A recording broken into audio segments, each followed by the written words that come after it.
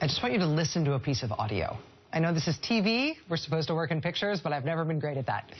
Listen to this audio clip.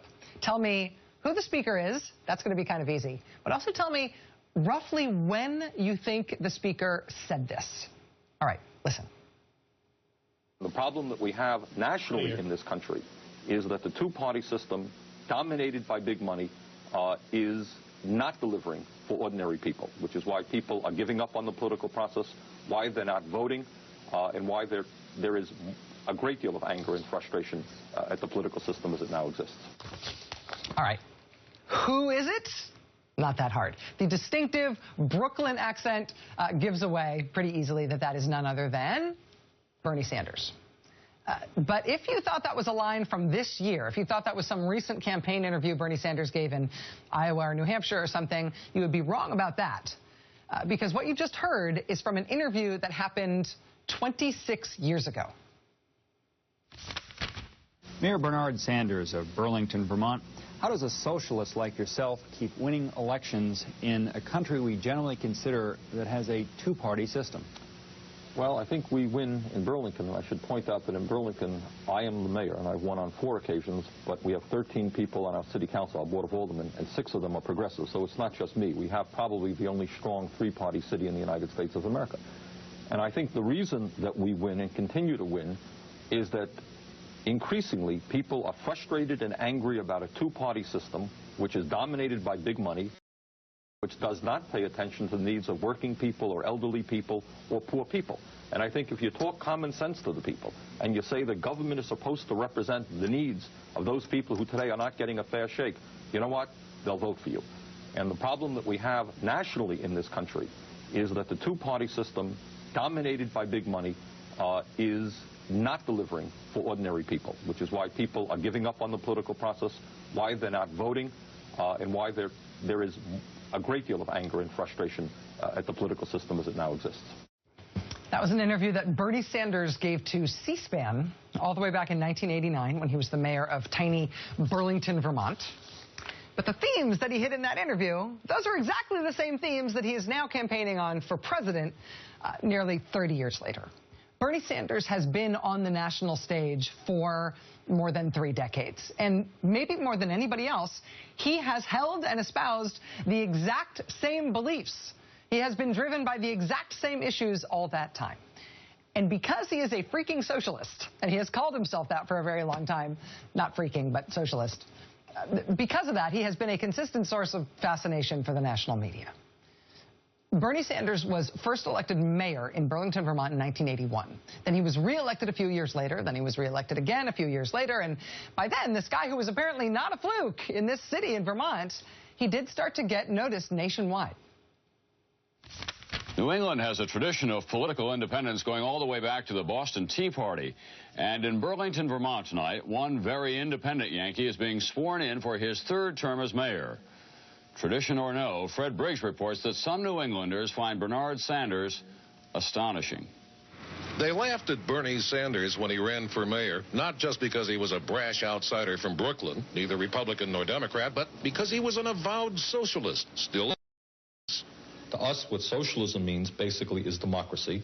It's a society in which you don't have a handful of giant banks and corporations controlling the economic and political life of the nation. Burlington, on the eastern shore of Lake Champlain, was best known as the biggest of Vermont's small towns and home of the University of Vermont. Then came IBM with 8,000 employees, General Electric, high-tech yuppies, and what a political scientist calls MARPies, middle-aged rural professionals, people who gave up big city money to enjoy Vermont's small-town way of life. These voters weren't ready to elect the safe, conservative kind of mayor Burlington had been accustomed to for 2 centuries, but a socialist like Bernie Sanders?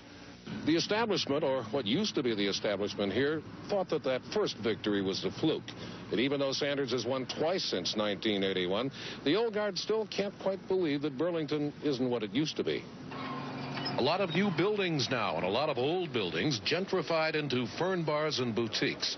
Unemployment down to 3%. And the ultimate sign of a boom, no place to park downtown. Sanders has raised corporate property taxes, would like to impose new taxes on the wealthy. Sanders has a foreign policy, anti-nuclear, anti-intervention. Burlington has even adopted a sister city in Nicaragua. That riles the establishment. Quite frankly, he should be spending his time dealing with the problems of the city of Burlington and not getting involved in national politics. We say, don't spend our money invading Nicaragua where the people there are trying to establish their own life. Give us a break.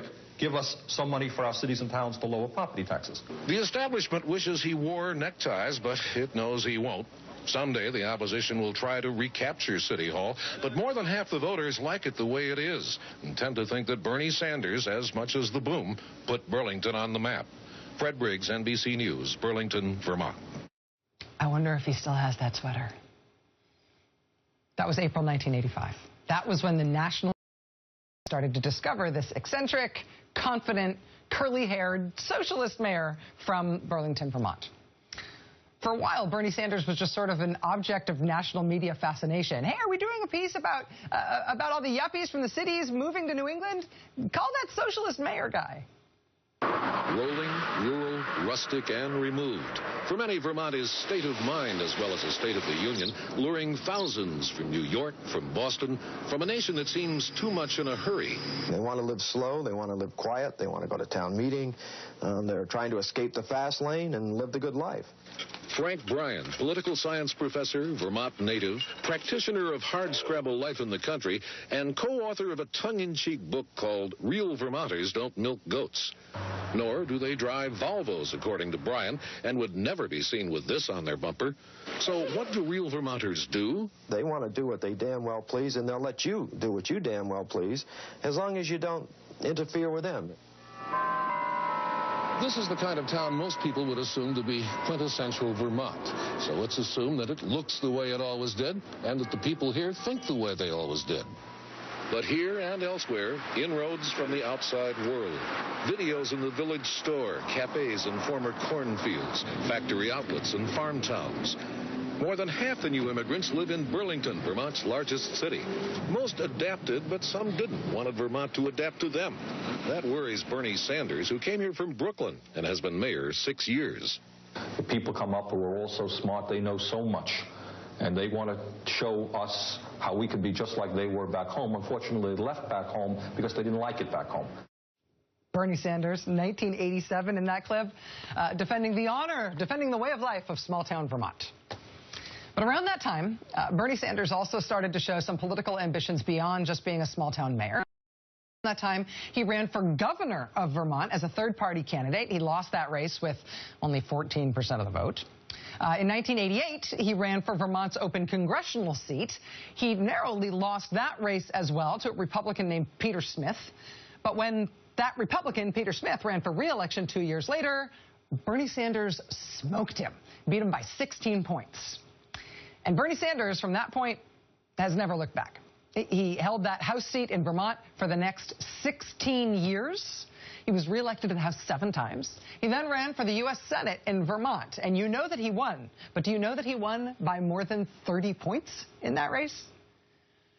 And Bernie Sanders has used his position in Congress, his national platform in Congress and in the Senate, to push for, honestly, the exact same issues that he pushed for decades earlier in Vermont. I mean, Mayor Bernie Sanders, for instance, traveled to Nicaragua in the 1980s to argue against Ronald Reagan's military adventurism in Latin America.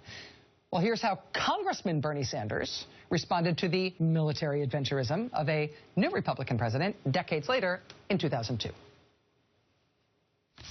Good evening. President Bush today sent to Congress a 2-page indictment of Saddam Hussein and asked Congress to approve a tough resolution that authorizes the U.S. to disarm Iraq, which would lead to the overthrow of Saddam Hussein by all means necessary. On Capitol Hill, reaction to the proposed resolution was mostly positive, with a sprinkling of loud protests that the administration is way off course.